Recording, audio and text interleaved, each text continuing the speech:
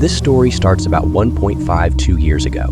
I had gone through some really horrible things and was in a bad place mentally that was preventing me from getting any sleep at night.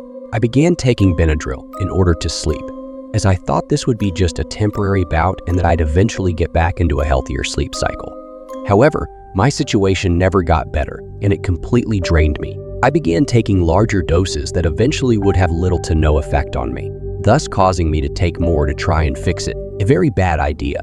At first, the hallucinations were just like feeling like I was being watched and hearing things that weren't there. I didn't think much of it and thought maybe I was just too stressed and was imagining things.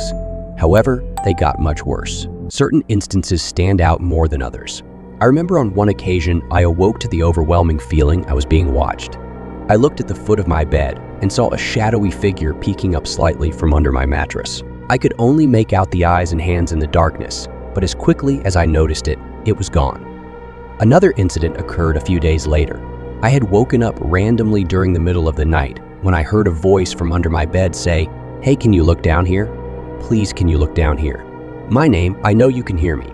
This one freaked me out the most, as it was the first time I experienced an auditory hallucination to that degree.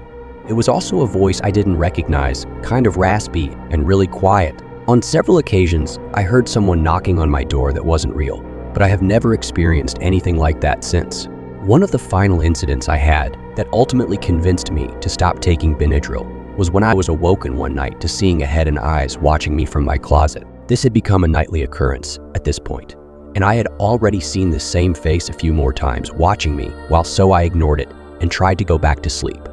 I then heard, "If you go back to sleep, I'm going to bash your fucking face in." My immediate reaction was to open my eyes, and I saw the eyes and head were poking out slightly more, but with a look I had yet to see from any of these hallucinations. Pure excitement in its eyes, I immediately darted up and turned on my lights from my bed, and everything disappeared.